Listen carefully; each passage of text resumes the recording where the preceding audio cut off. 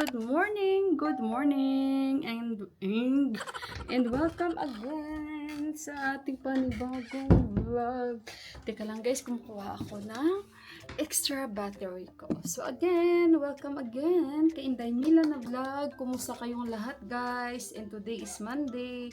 Kumusta ang mga araw ninyo? And I hope naman lahat kayo ay okay lang dyan. So today, samahan nyo na naman ako sa ating panibagong vlog. Saan kaya yung isa kong battery? Pasensyahan nyo na guys. Unprepared yung ating pag-intro sa inyo. So, ayun, si Yon, pumasok na siya. And ayun, wala dito. So, andito pala siya. So, kumusta ang mga araw ninyo guys? Ako naman busy. And ayun, sila ni Tipak, nasa border sila ng China. Ay, ang bot sa asawa ko yan guys. Kung saan-saan na yan siya napadpad. Basta lang makahanap ng mga ibon-ibon. Bahala sila dyan. Kung saan siya masaya, supportahan natin. So, ayan, marami akong tutupiin mamaya. Magte 10 o'clock na dito. Oh, at saka kami ay ano ba itong gimbal ko? Hindi siya talaga nanahimik. So, magluluto na po ako. At sa pagkain namin ni Buwa, tapos na tayong maglinis dito. And salamat at sinamahan nyo naman ako sa ating panibagong yugto ng ating buhay dito sa Nepal. So, ayun guys, tara, ano na tayo. Magluto-luto na naman tayo dahil tapos na tayo maglinis dito sa ating kapaligiran sa itaas. Luto time na naman tayo and mamaya tupik time. So, this time is luto time. Okay guys, so dito ako magluluto ng aming uulamin ni Buwa. Gaya tayo ng oil. Guys, ang pangit ng patatas. Oh. Latan ko lang muna. Tapos, hugasan natin. Ito yung zucchini. Is natin tong zucchini. Konting sabaw. Gagawa ako ng tomato achar namin ni Buwa. Pero hindi lang maanghang. Kasi pag maanghang, guys, sumasama talaga tiyan ko. Hindi talaga ako pwede sa maanghang. Gisa natin sa sibuyas. Ito ay madali ang curry. Curry namin ni Buwa. Pangit ng sibuyas ni Didi.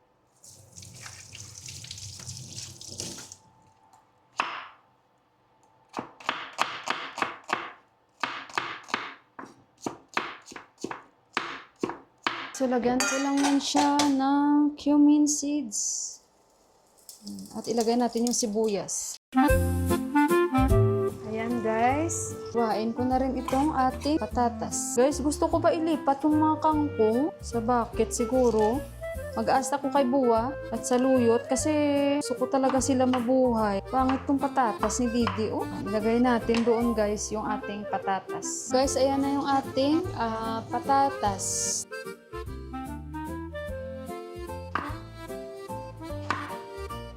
Yelong-yelo, oh. Hindi ko na ito babalatan, guys. Mas masarap. May skin. Kuhanin ko lang ito. Ayoko kasing kainin na may mga buto-buto. Tindi naman yan, guys, no? Pero ako gusto kong kuhanin. Minsan, hindi na nila ito kinukuha. Nasasayangan siguro sila. Ano lang. So, ilagay na natin kasama ang patatas. Ilagay na natin.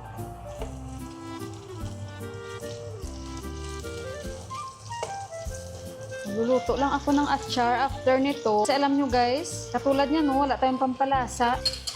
Asin, wala din akong betchin. Kaya gawa tayo ng achar parang appetizer natin.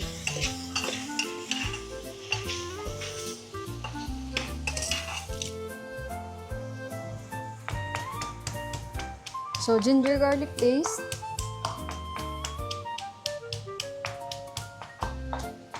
Okay na yan. Kuha tayo ng half dito. Ilagay natin sa ating curry.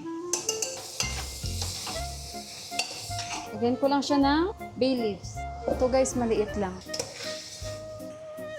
Lagyan ko lang siya ng ating sabaw. Okay, pakuluan na natin. Bilis lang naman yan maluto. Okay guys, so ito na yung pagkain ko. Ito na yung tomato achar. At ito na yung tarkari. So kakain na kami ni Buwa guys. Yan na si Buwa. Oh. Yan, sabay kami kumain ni Buwa. Dipak, daddy. China, border. India, China, musta? Hindi kami nagkakaintindihan talaga kasi hindi talaga siya makakagets ba guys? Oo. Sabi niya tumawag ba? Lagi niya yan hanapin si Deepak.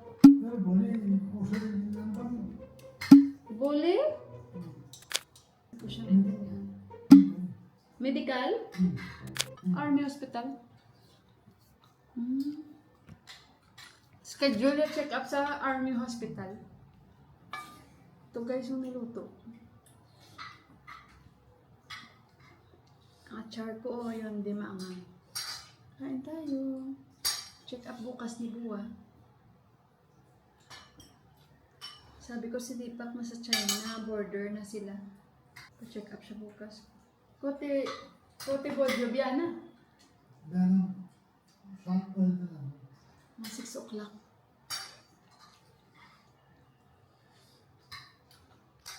Alam niyo itong atyan, hindi ko nalagyan ng garlic. So, alam niyo ba guys, nag-i-edit pa ako. At yung ginagamit ko kasing software sa pag-i-edit ko, yung una, nagka-crash siya. So, hindi ko alam kung bakit. Baka kailangan siyang i-update. And si Deepak lang ang pwedeng mag-update nun kasi hindi man ako marunong. So, mga ganyan guys. Si Deepak magaling siya sa mga ganyan guys, no? Sa IT. Ako hindi talaga ako guys ba. So, sa edit lang. Kasi gusto ko talaga ang pag-edit-edit. Ngayon, ang ginagamit ko, ano na siya, pinag-aralan ko muna. Kasi ang ginagamit ko, mas more advanced ito guys. Pero okay na ako. Marunong na ako kasi may mga idea din naman ako. Yun lang. Medyo nako-confuse pa ako kaya medyo mabagal ako. Pero okay lang kasi nag-enjoy ako sa bagong features na to. So ayun, ngayon ay 3 o'clock na ang oras. At saka nag-iisip pa ako kung ano yung magiging snacks ko. Ayoko naman na mag-order ulit kay kuya. Dito lang sa amin sa restaurant kasi kahapon nagmumu na kami pala ni Johan. And nung isang araw nag-burger din kami. Kaso lang, kung pupunta na naman ako sa kusina, at alam nyo yun guys, magawa na naman ako ng alo, paruta ko, yung oras ko, mapupunta na naman doon. Yung pag-edit ko dito guys, ma-delayed na naman. So kaya minsan ganyan, bakit late yung mga vlogs ko dahil marami po akong ginagawa, nagluluto, may bibilhin, tapos yung oras ko nauubos na lagi sa kusina. So katulad niyan, kakaalis na natin sa kusina, babalik na naman ako doon dahil minsan ba guys no, mas masarap kasi yung ikaw ang gagawa ng snacks mo ba kaysa sa kain doon sa labas. So kaya ayun, parang nag-iisip ako. Guys, matatawa kayo sa akin. Tingnan niyo yung snacks ko. Oh, tuyo, tapos scrambled egg, at nagsaing ako mainit na rice, at sausawan. O, di ba? Mas ano pa ito guys, mas masarap pa ito. Kung bibili ako o gagawa ako na mas matrabaho. So, ito easy. Alam nyo ba sino ang sa akin ito? Nag-inspired na ito yung magiging snacks ko? Si Inday Nining. Nagsabi kasi ako sa kanya, ano snacks nyo dyan? Sabi niya, mag-isa lang ako ate. Kaya nagluto ako ng tuyo. Tapos, kain daw siya kanin. Kasi wala yung si ama niya, nagpudya. Tapos dumating na daw, tinawanan daw siya kasi nga may dalang pagkain yung si ama niya galing sa pudya. So kumain daw siya. Sabi ko, sige kakain din ako. Parang naisip ko rin, mas okay pa yun ah. So ayun guys, kain ulit tayo. Alam niyo masarap itong tuyo ni Inday Nining. Thank you Lord. Breakfast. O diba, bakit ba? Minsan lang to sa Nepal eh.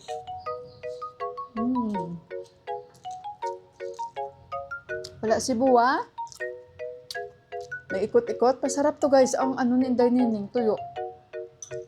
Ramdam mo talaga na bagong-bago ba? Hindi ko talaga siya inaano lahat kasi maubos. Sarap. Lalo na itong tabagak niya. Ang sarap. Fresh na fresh talaga. Ang sarap. Nagutom din ako kakalinis dito.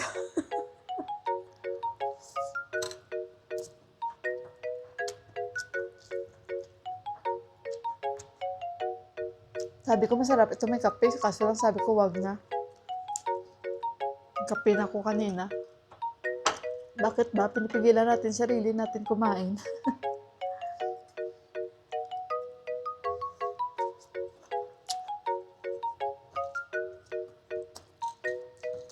Sarap. Hey guys, nagsindi ako dito ng kandila para bumango. Nilagyan ko siya ng papel guys kasi hindi ko na siya maabot ba. Para kahit paano yung amoy ng kinain natin. So ayun, nabusog na tayo. Si Buwa wala pa rin. At mayroon akong mga nakita niyo sa title natin, di ba? So gumawa ako kasi baka lang naman yung iba sa inyo curious. Mahal ba sa Nepal? Mura ba sa Nepal? At yung biggest challenging ko sa pagtira dito sa Nepal. Ayun, sasagutin ko. So, wala lang guys, gusto ko lang yan i-share sa inyo para kahit paano meron tayong mapag-usapan. At ayun, habang tayo ay inom ng tea, yung tupiin ko guys, hayaan nyo. Parang hindi na kaya ng powers ko. Mamaya na yan, mag-overtime tayo mamaya. So, ayun, meron akong ginawa dito na question. Yan. Ang mga bagay na mas mura o mas mahal sa Nepal kumpara sa Pilipinas. So ayun, kasi sa Pilipinas 'di ba, mahal naman ang pati mga pagkain minsan, yung minsan nga 1,000 mo na peso, kung maalala ko noon sa McDonald's. Magkano lang naman kasi kung i-compare ngayon ay 1,000 mo, ano na lang ang mabibili. So, dito makakabili ka pa ng 1 kilong manok. Like, kagaya kaninang umaga, bumili po ako umaga pa lang ng itlog. Imbes na 1 tray ang itlog ang bibilihin ko, half tray na lang at nagulat ako sa presyo dahil yung 1 tray na itlog ngayon ay nasa 680. So, yung half is, magkano ba bigay niya sa akin kanina? 325 yung nabili ko. So, 680, tama ba guys? Ewan ko yun kasi ang ni Bay sa akin, ni Day. So, bumili na lang ako na half tray ng itlog. So, would you imagine, 680? 680 ang sabi niya sa akin kanina. Basta ganun guys. So, ngayon, ito ang mga bagay na sa Nepal na lang guys, no? Mas mura o mas mahal sa Nepal kumpara. I think, mas masasabi ko pa rin na mura yung mga in general guys, no? In general, except sa mga imported goods sa Nepal. So, sa Pilipinas, kahit paano, nakakapagpadala pa ng package yung mga family member, friends nyo sa inyo na walang hassle.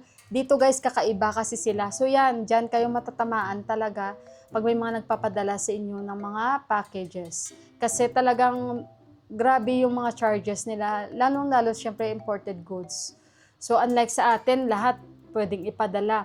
Yung ibang mga cargo, may mga limit-limit pa dito sila. Tapos, double-double pa yung pag-check. Pag natanggap mo na yung cargo mo, bukas na, pinaghuhalungkat na nila, yung ganun ba.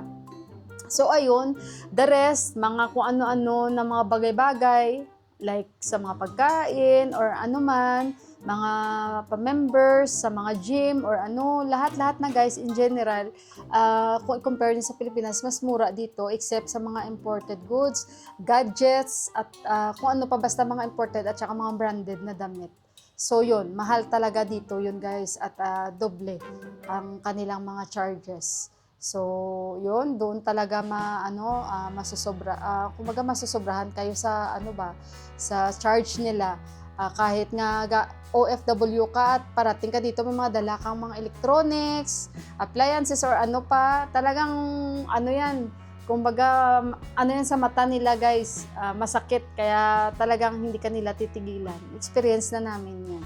So, ayun, mas kahit pa paano, yung mga bagay-bagay dito in general except sa mga gadgets, electronics, mahal dito, at saka sa mga branded, at saka sa mga imported na mga products, mahal dito guys. Ayan.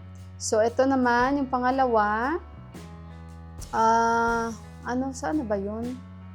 Ang pinakamalaking adjustment ko sa buhay dito sa Nepal. Ay, grabe. Yung pinakamalaking adjustment, kunin muna tayo ng green tea natin.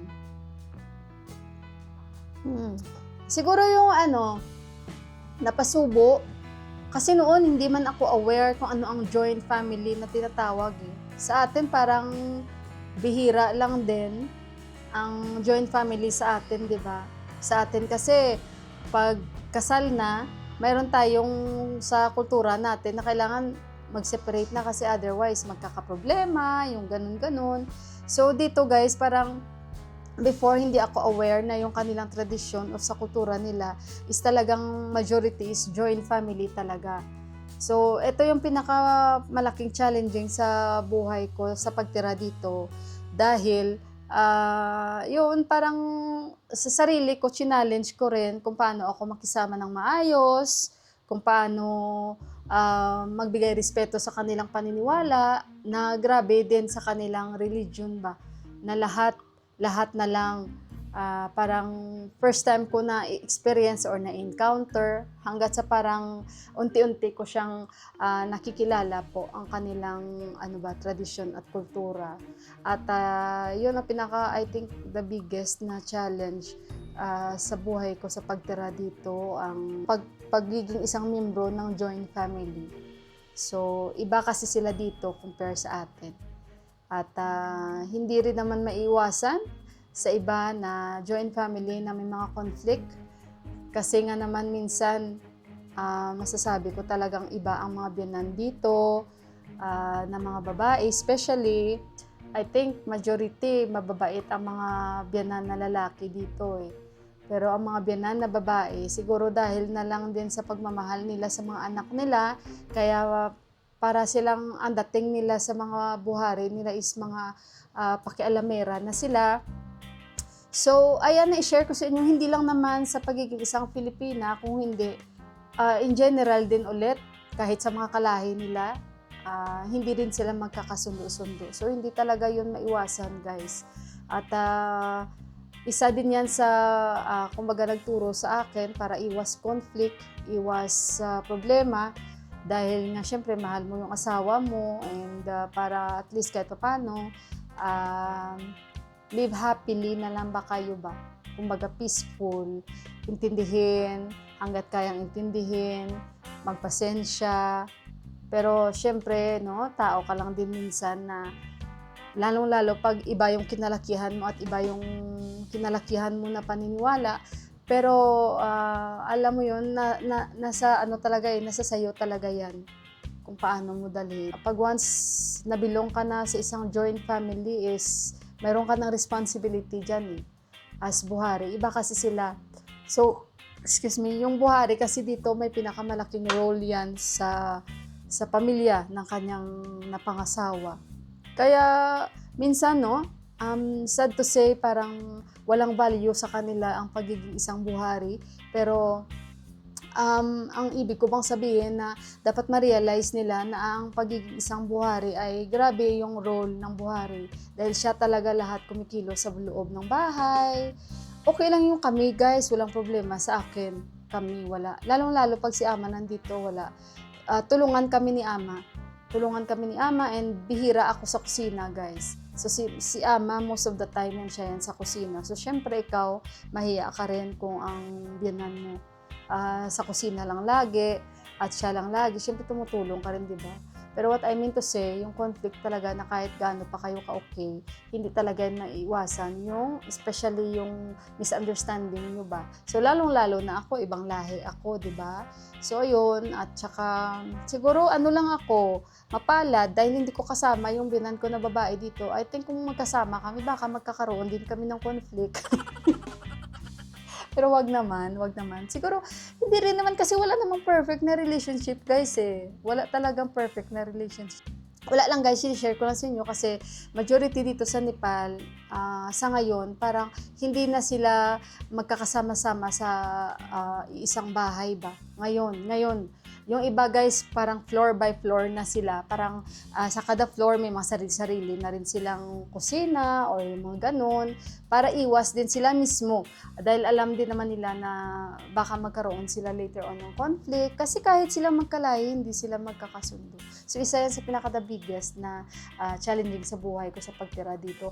Ang maging isang membro ng joint family. Kasi dyan masusubo yung pasensya, pag-iintindi mo at bilang ikaw sa sarili mo kung paano mo kontrolin ang mga bagay-bagay. So, butiin naman at ako kahit paano, nalampasan ko na ang mga yan. Pero, syempre, hindi mo pa naman lahat na masasabi na success na yung ganun. Kasi, 'di ba, hindi natin masasabi. So, I hope and pray na sa relasyon namin na mga biyanan ko is maging smooth lagi and maging positive lang lagi dahil mabait naman po sila. Yun lang, kung mayroon man siguro silang mga attitude minsan, tayo na lang ang iwas kasi syempre may mga edad na sila at saka intindihin na lang natin. So as much as makakaintindi tayo dahil tayo yung bata, intindihin na lang natin. Dahil yan yung pinakasusi dyan, ang intindihin na lang sila at wag na lang patulan. So ayun, kumaga tayo na lang ba mag-iwas. So ayun, yun lang ang dalawang gusto kong ma-share sa inyo. And of course, baka sa mga kababayan ko dyan na syempre balak din mag-for good sa Nepal, mas mainam na kilalanin muna ang inyong mga in-laws ng mabuti para kahit paano pag once nagsama na kayo, wala kayong conflict at wala kayong maging problema. And dapat lagi ay lawakan ang pag-iisip dahil unang-una ibang lahi po sila and hindi po sila Filipino na baka mag-expect tayo na ganito, ganyan. Kasi sa totoo lang ang paniniwala nila grabe talaga, marami talaga silang paniniwala at sa tradisyon, kultura nila. So yan ang pinaka main na magbibigay sa iyo ng conflict kung ikaw mismo hindi mo yan tatanggapin at kung ikaw mismo ay anong tawag nito guys, magpataas-taasan ng pride mo. So mas okay, kontrolin mo yung sarili mo, lawakan mong pag-iisip mo. Okay guys, para tahimik ang buhay mo sa Nepal at hindi ka lagi maging komplikado. So ayun, pero mas okay pa rin na magkaroon kayo ng separate ng sarili ninyo. Kasi doon talaga, mas maganda naman talaga, di ba, pag may sarili kayo. Hindi natin maidideny yan, kahit maliit lang kung mayroon kayong sarili niyo. Yun, meron kang peace of mind. Ako guys, nagkataon lang talaga na mabait lang ang mga biyanan ko. Although yan maingay, yan ang biyanan ko na babae guys, pero ganyan lang yan siya, pero caring siya. So, acceptable ko na yan, kilala na ako ng aking biyanan na babae, kilala ko na rin siya, alam niya na rin kung saan na siya lulugar, at alam ko na rin kung saan din ako lulugar. So, ayun, dahil ganun yan guys, ang mga biyanan dito na babae, mahal na mahal kasi nila ang mga anak nila na lalaki, lalong-lalo na makapag-asawa ng ibang lahi. At pasalamat na lang ako dahil ang biyanan ko na babae ay medyo naging bukas na ang kanyang pag-iisip. Dahil wala naman siya magagawa sa mga napangasawa ng anak niya. Kung hindi ay tanggapin niya na lang dahil yan, ang mga napangasawa ng anak niya ay hindi po sa gusto niya. Mga nagustuhan man siya pero hindi man nagustuhan ng mga anak niya. Pero yan lang yung the best dahil kahit pa paano, nirespeto nila yung mga gusto ng mga anak nila. Sana ito ay kahit pa paano magkaroon din ng idea ang mga kababayan ko na balak mag-for good at balak mag-asawa ng mga kalahi din ng asawa ko. So ayun. Okay guys, okay sa mga kababayan ko dyan na mga under in a relationship or planning for settle down in Nepal, mas maganda pumunta muna kayo, kilalanin muna yung mga pamilya ng mapapangasawa ninyo para maging aware kayo. So mas maganda yung ganun, wag agad-agad ha, maginahinay lang ba para wala kayong pagsisihan. Okay guys!